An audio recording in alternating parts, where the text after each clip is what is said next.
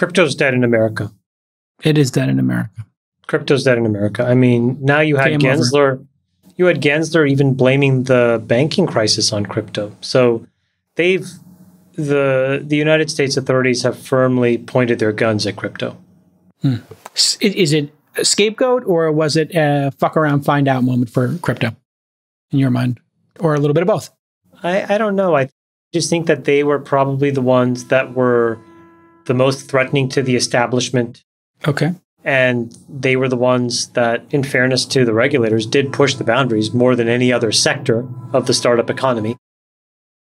And yeah, so now they're paying the price for that. The bill has come due for them.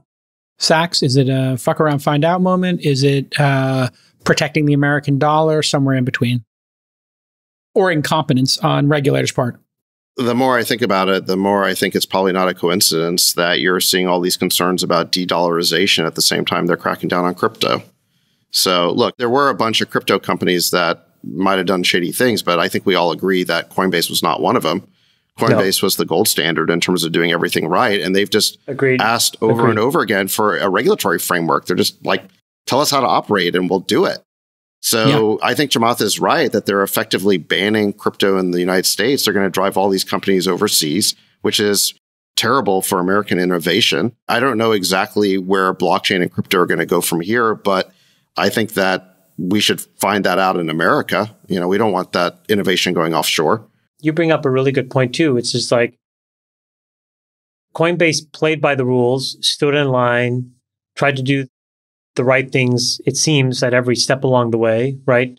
Everything from board composition to executive composition to how they tried to interact with the regulators, yet they were probably the furthest away from getting a license. The one that came the closest was the one that was the most fraudulent, which is FTX. Yeah, it was fascinating. How is that even possible? I mean, because he had skills in gaming the system. Yeah, he's splashy cashy. Well, he ponied up large amounts of money because it wasn't his money, so it was easy for him to make huge donations. But he knew how to play the game. To quote SBF, he said, "This is the dumb game we woke Westerners play. We say the right shibboleth so everyone likes us."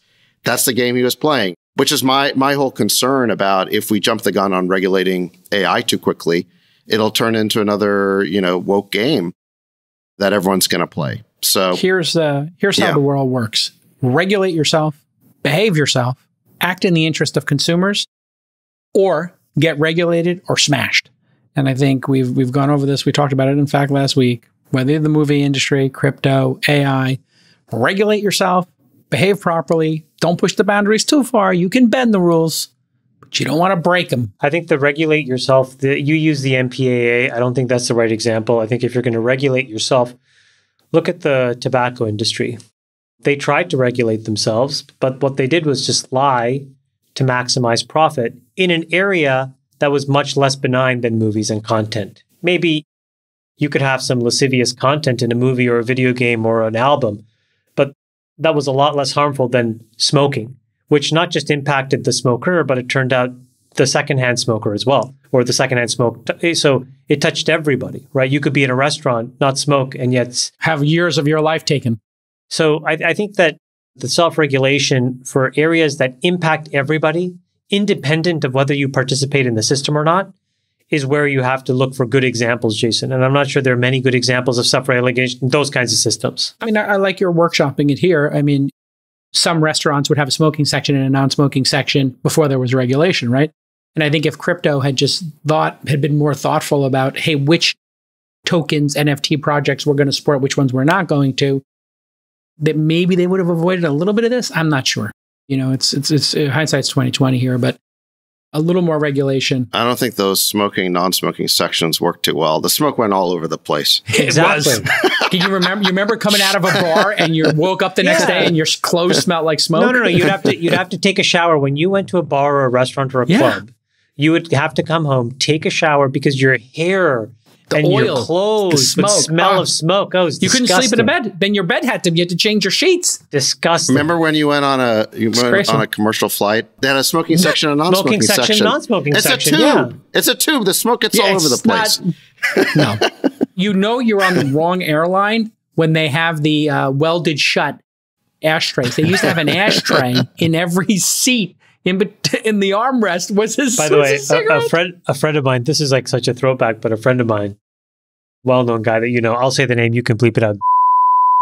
Yeah. Nick, please bleep that out. Delete that out, please. Very important. We don't want to.